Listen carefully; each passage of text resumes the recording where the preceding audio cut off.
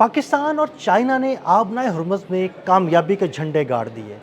ना ईरान ने 20 लाख डॉलर्स लिए और ना ही अमेरिका ऑयल टैंकर्स को या एलएनजी टैंकर्स को रोक पाया। पाकिस्तान और चाइना के दो एलएनजी टैंकर्स आबनाए हुर्मुज़ अबूर करके कामयाबी से अपनी मंजिल की जानिब रवां दवां हैं। इस बारे में आमिर रज़ा से बात करते हैं। आमिर भाई, 20 लाख डॉलर्स ईरान ने नहीं लिए, ना पाकिस्तान से लिए, ना चाइना से लिए, और दूसरी जानिब जो ब्लॉकेट किया हुआ था अमेरिका ने, अमेरिकन भी देखते रहे और दो एलएनजी टैंकर्स वहाँ से गुजर गए। देखिए, मैं आपको बताऊं कि ये चाहे आपने मलाक्का हो, चाहे आपने हर्मज़ हो, चाहे दुनिया की 11 जो एंट्री पॉइंट्स हैं समंदर पे, उनका नाम ले लें, अब पाकिस्तान को रोकने वाला कोई नहीं है। पहली बात तो ये है, क्योंकि इसकी वजह यह है कि पाकिस्तान ने साबित किया है कि वही इस वक्त दुनिया को अमन की राह दिखा सकता है। यही वजह है कि ईरान के लिए भी सारी की सारी होप जो है वो पाकिस्तान है, और अमेरिका के भाग जाने की भी सारी होप जो है कि मैं महफूज रास्ता लेकर भाग जाऊं, वो पाकिस्तान है। और दूसरी ताकत चीन है। अब चीन और पाकिस्तान के दो एलएनजी से बड़े बड़े जहाज़ जो हैं वो अपने सफ़र का आगाज़ करते हैं।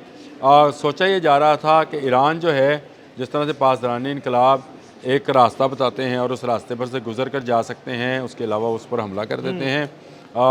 वो पाकिस्तान और चीन के जहाज़ थे, फ्लैट थे। अल जज़ीरा की ये स्टोरी है, और उसने कहा कि उनको नहीं हुआ। दूसरी तरफ उसने ये कहा कि अमेरिकन जो कि ब्लॉकेट करके बैठा हुआ है, ना वो रोक सका है चीन के और पाकिस्तान के जहाज़ को। और उसकी बुनियादी वजह भी उसने यही बताई है कि ये दो मुल्क ऐसे हैं जिनसे अमेरिका भी जो है इस वक्त इस बात हवाले से, क्योंकि एक से उसको मुआशी तौर पर ख़तरा है, वो बहुत बड़ा जाइंट है चाइना जो है, और दूसरे से उसको होप है कि वो इसमें से निकल के उनको इस मुश्किल वक्त से निकाल केप ऑफ गुड होप की तरफ चला जाएगा महफूज तरीके के साथ। बिल्कुल। तो ये महफूज तरीका जो है वो सिर्फ पाकिस्तान के ही मनूने मिन्नत है। इसलिए पाकिस्तान के लोगों के लिए बड़ी खुशखबरी है। आपने जो शुरू में लफ्ज़ इस्तेमाल किया था ना, तेल का और गैस का, ये बाकी बिल्कुल ठीक है। ये एलएनजी के जहाज़ हैं, तेल के जहाज़ भी आ रहे हैं और बड़ी तादाद में आ रहे हैं, और ये वो तेल के जहाज़ हैं जिन्होंने पाकिस्तान के अंदर स्टोरेज करनी है। जी बिल्कुल, पाकिस्तान में दुनिया भर के तेल की स्टोरेज होगी, ये तो ये एक बड़ी अहम खबर है। तो इसी तरह एलएनजी जो है हमारे यहाँ पे, क्योंकि गैस की शॉर्टेज है, हमें एलएनजी की ज़रूरत पड़ती है। सबसे ज़्यादा ज़रूरत जो है वो आपको भी पता है कि वो खाद के लिए है। बिल्कुल। आने वाले वक्त में हम इस बात पे परेशान थे कि अगर एलएनजी नहीं होगी तो फसलों के लिए खाद भी मैसर नहीं होगी। यानी बिल्कुल आमिर भाई, खाद नहीं होगी तो फसलों के लिए खाद नहीं होगी, और अगर फसलों फसलों के के लिए लिए खाद नहीं नहीं होगी तो आपका एग्रीकल्चर सारा सिस्टम जो है वो धर्म भरम हो जाएगा। अभी तो ये एलएनजी है, क्योंकि हमारा यूरिया जो है वो गैस से रिलेटेड है। एक और खाद बड़ी अहम है, किसान भाई सारे जानते हैं, वो है नाइट्रोजन फॉस। ये भी एक गैस की ही है जो कतर से आती है। इसके भी जहाज़ जो हैं ये भी पाकिस्तान आ जाएंगे, तो पाकिस्तान के लिए खाद तो कोई मसला नहीं बनने वाला। और पाकिस्तान के लिए जो पुअर मैन फ्यूल है, जिसको एलएनजी कहा जाता है, इसका भी कोई मसला नहीं है। पाकिस्तान के लिए असल में अब तेल का भी मसला नहीं है। पाकिस्तान के लिए कोई शॉर्टेज नहीं है। आपने हरमज़ अगर मैं साफ लफ्ज़ों में को बताऊँ तो पाकिस्तान के लिए खुली है, पूरी दुनिया के लिए बंद होगी।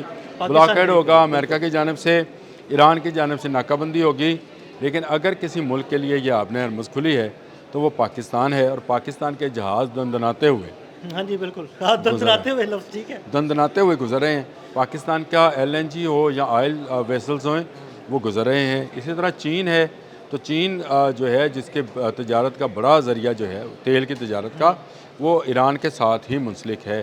गो ये अमेरिका के मफादात के ख़िलाफ़ है कि चीन को एनर्जी जा रही है, तो ये अमेरिकन मफादात के ख़िलाफ़ है। लेकिन वो इसको अब रोक क्यों नहीं पाता है?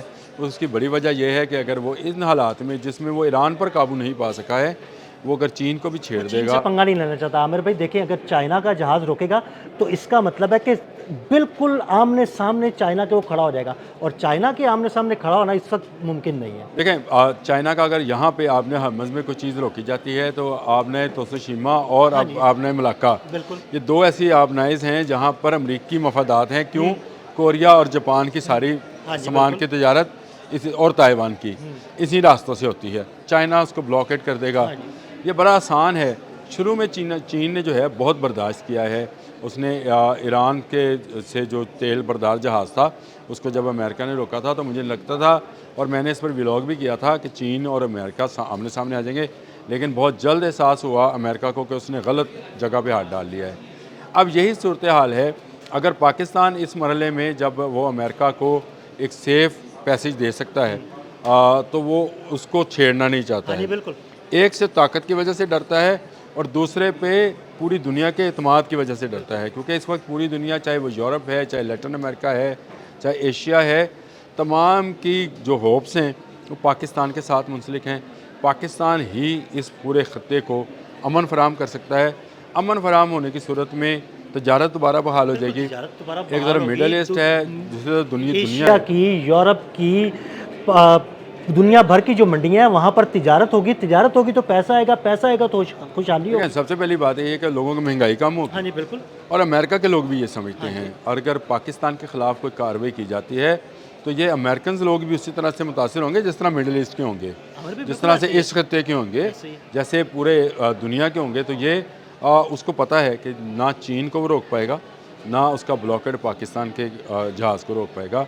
पाकिस्तानियों के लिए ये खुशखबरी है कि पाकिस्तान के लिए सस्ता फ्यूल जो है वो पहुंच रहा है।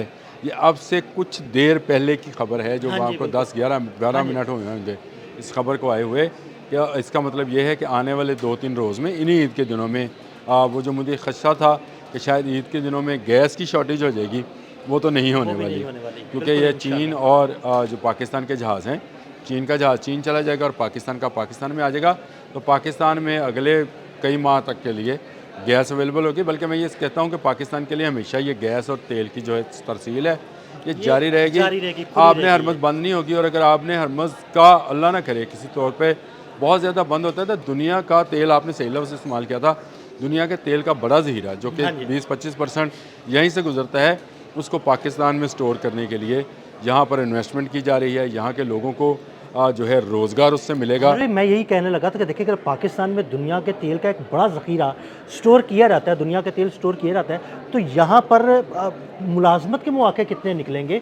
मुझे तो लगता है कि बड़ी खुशहाली आने वाली मैं है। आपको एक बात बताऊँ, हमारे पास जो स्टोरेज करने के आप समझे कि डिपोज़ हैं, ये सारे पुरानी टेक्नोलॉजी के हैं। दुनिया में अब नई टेक्नोलॉजी आ गई कि तेल को ज़्यादा अरसे तक आप कैसे महफूज रख सकते हैं, क्योंकि तेल के तो वो स्टोरेज के डिपोज बनने हैं ना। बनने का पैसा उनका, हाँ बिल्कुल। डिपोज़ यहाँ, यानी और टेक्नोलॉजी, लेबर यहाँ की। टेक्नोलॉजी यहाँ की, लेबर यहाँ की।